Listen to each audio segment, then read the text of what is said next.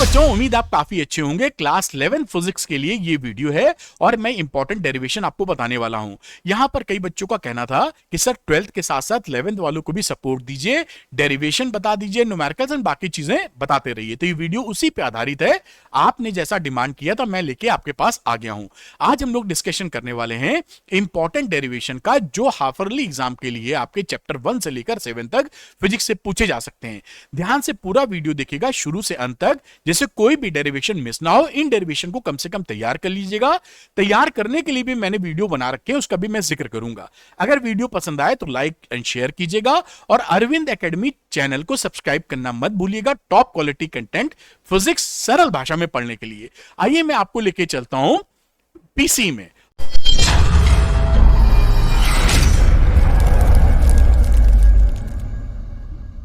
और यहां पर मैं आपसे जिक्र करूंगा। तो ये देखिए डेरिवेशन 11th फिजिक्स का है, चैप्टर 1 to 7 हम डिस्कशन करने वाले हैं। तो चलिए शुरू कर लेते हैं। सबसे इंपॉर्टेंट बात, अंधेरे में तीर मत चलाइए। अगर आंखों में पट्टी आपने बांध रखी है तो टारगेट में कितना भी ताकत लगा लीजिएगा, कितना भी कड़ी पढ़ाई कर लीजिएगा, ज्यादा पढ़ लीजिएगा, आपका टारगेट अचीव नहीं होगा।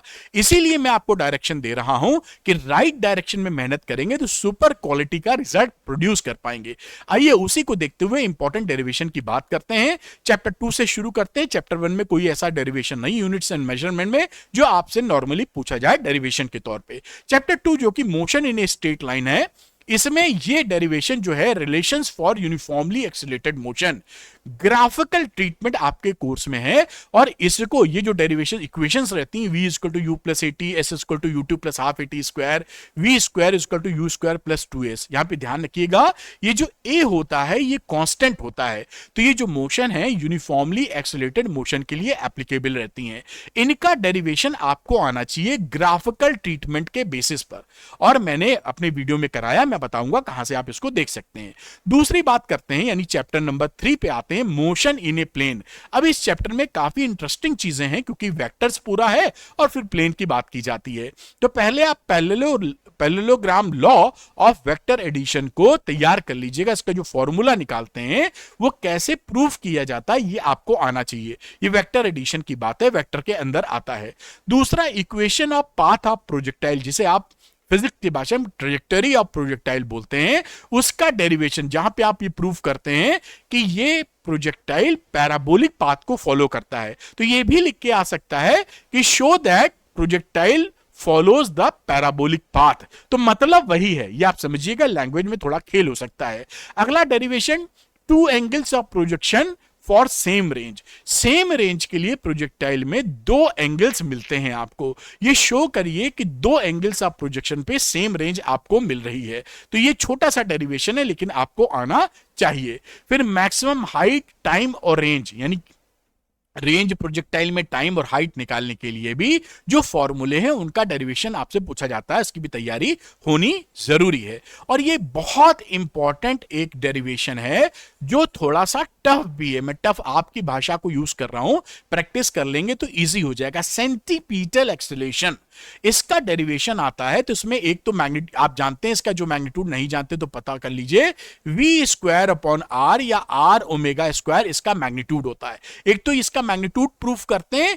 दूसरा, डायरेक्शन की, जब भी सेंटीपीटल एक्सेलरेशन यूनिफॉर्म एक्सेलरेशन में जब आता है तो आप जानते हैं कि वो सेंटीपीटल एक्सेलरेशन है along the radius towards the centre हमेशा लगता है। तो ये भी प्रूफ करना कि हमेशा सेंटर की तरफ कैसे लगता है। तो ये दोनों चीज प्रूफ की जाती हैं उसके अंदर, एक तो मैग्नीट्यूड और दूसरा ये सेंटीपीटल एक्सेलरेशन का डायरेक्शन। तो ये आप जरूर तैयार करके रखिएगा, बहुत इंपॉर्टेंट डेरिवेशन है। अगली बात करते हैं चैप्टर नंबर 4 की, लॉज ऑफ मोशन में। तो लॉज ऑफ मोशन में कंजर्वेशन ऑफ लीनियर मोमेंटम आपसे काफी पूछा जाता है, इसकी प्रैक्टिस आप कर लीजिएगा। दूसरा, F इक्वल टू ma का डेरिवेशन आपसे पूछा जाएगा, ये भी आपको आना चाहिए। 3-4 लाइन का डेरिवेशन इसका बनता है। आगे, proof of first and third law from second law. Newton का सेकंड लॉ से फर्स्ट लॉ और न्यूटन के सेकंड लॉ से थर्ड लॉ कैसे डराइव किया जाता है। रियल लॉ इसीलिए बोलते हैं सेकंड लॉ को। Second law is the real law, क्योंकि पहले और तीसरे लॉ सेकंड लॉ से आप निकाल सकते हैं। तो कैसे डराइव कर सकते हैं, कैसे निकाल सकते हैं, इसको आपको आना चाहिए। अगला इंपल्स मोमेंटम थ्योरम, ये बहुत इंपॉर्टेंट है, आपसे पूछी जाती है। तो इंपल्स मोमेंटम थ्योरम आप यहां पे निकालना सीख लीजिएगा, वेरिएबल फोर्स और कांस्टेंट फोर्स दोनों फोर्सेस के लिए।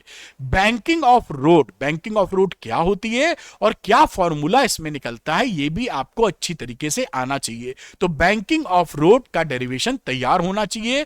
फिर बेंडिंग ऑफ साइकिलिस्ट, जब आप तेजी से साइकिल चलाते हैं तो जब मुड़ते हैं आप तो झुक जाते हैं, वो झुकते क्यों हैं और कितनी वेलोसिटी स्पीड पर कितना झुकना जरूरी है, ये इसके अंदर बताया जाता है। अगली बात, motion in A vertical circle, ये एनसीईआरटी में एग्जाम्पल है बेटा, ये थ्योरी ना हो के एग्जाम्पल के फॉर्म में एक सवाल दे रखा है, इसको भी आप तैयार कीजिएगा। जब तक इसको लगाएंगे नहीं एक दो बार, आप डायरेक्ट एग्जाम में नहीं कर पाएंगे, भारी पड़ जाएगा ये। तो जैसा मैंने बताया कि एनसीईआरटी के अंदर ये एक एग्जाम्पल के फॉर्म में समझाया गया है, तो उसको तैयार करना जरूरी है। अगली बात करते हैं चैप्टर नंबर 5 की, जो कि वर्क एनर्जी एंड पावर है। इसके अंदर पहला डेरिवेशन है work energy theorem constant and variable force के लिए। This is very important, work energy theorem आपको आनी चाहिए, किसी भी हालत में तैयार करके रखिए। दूसरा, relation between kinetic energy and linear momentum, जिसे के और पी, लीनियर मोमेंटम को पी से दिखाते हो, इसमें क्या रिलेशन होता है, 3-4 लाइन का रिलेशनशिप है, प्रूफ करना, और उसमें न्यूमेरिकल भी आपके काफी बनते हैं। फिर conservation of mechanical energy in A freely falling body, freely falling body में कंजर्वेशन ऑफ मैकेनिकल एनर्जी आप सिद्ध कीजिए या प्रूफ कीजिए। आपको मालूम है, नहीं मालूम तो मैं बता देता हूं। जब केवल कंजर्वेटिव फोर्स लग रहे होते हैं तो मैकेनिकल एनर्जी कंजर्व होती है। मैकेनिकल एनर्जी जो होती है वो पोटेंशियल, टोटल पोटेंशियल एनर्जी और टोटल काइनेटिक एनर्जी का सम होती है, तो दोनों को जोड़कर उनको बोलते हैं टोटल मैकेनिकल एनर्जी। अब इसके आगे potential energy of the spring का जो फॉर्मूला है उसका डेरिवेशन आप कैसे करेंगे ये पता होना चाहिए। Elastic and in elastic collision in one dimension के अंदर तो उसका डेरिवेशन आपको आना चाहिए। तो ये हो गया आपका सारे डेरिवेशन, यानी पांचों डेरिवेशन इसके तैयार कीजिए चैप्टर नंबर 5 के। अब चैप्टर नंबर 6 की बात करते हैं, जो रोटेशनल मोशन है, जो थोड़ा सा टेढ़ा चैप्टर है, अच्छी तरह कई बार पढ़ेंगे तो समझ में आता है। तो सेंटर ऑफ मास, सीओएम लिखने का मतलब है centre of mass, two particle और एन पार्टिकल सिस्टम के लिए फॉर्मूला आपको आना चाहिए कि कैसे इसको लिखते हैं। दूसरा, momentum conservation of centre of मास, अगर कोई एक्सटर्नल फोर्स आपको नहीं लग रहा है, एक्सटर्नल टॉर्क नहीं लग रहा है, तो मोमेंटम, एंगुलर मोमेंटम का कंजर्वेशन आप कैसे दिखाएंगे। फिर equation of rotational motion, this is very important, ये तीनों इक्वेशंस आपको पता होनी चाहिए, पता होंगी उम्मीद करता हूं, इनका डेरिवेशन भी आपको आना चाहिए। Relation between torque and angular momentum, ये देखिए टॉर्क टाउ से दिखाते हैं और एंगुलर मोमेंटम को एल से दिखाते हैं, तो torque is equal to dL upon dt, ये रिलेशनशिप आ जाती है। ये कहां से आती है आपको पता चलनी चाहिए। फिर v is equal to omega r, ये लीनियर वेलोसिटी और ये एंगुलर वेलोसिटी के बीच का रिलेशन, वेक्टर फॉर्म में इसको लिखते हैं v is equal to omega cross are.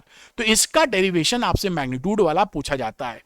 इसके बाद आप बात करिए ग्रेविटेशन चैप्टर की, तो इसके अंदर vector form of law of gravitation आपको लिखना आना चाहिए वेक्टर फॉर्म में, ये बहुत जरूरी है। दूसरा, relation between small G and capital G, small G होता है एक्सेलरेशन ड्यू टू ग्रेविटी और कैपिटल जी होता है यूनिवर्सल ग्रेविटेशनल कांस्टेंट। फिर variation of G with height and depth, जब आप धरती से की सरफेस से हाइट या डेप्थ बढ़ाते घटाते हैं तो जी में वेरिएशन होता है, उसका प्रूफ। तो proof of gravitational potential, GPE, gravitational potential energy का प्रूफ, एस्केप वेलोसिटी का प्रूफ बेटा, ऑर्बिटल वेलोसिटी का प्रूफ, और प्रूफ और केपलर का सेकंड लॉ का प्रूफ, ये एनसीईआरटी में दिया है।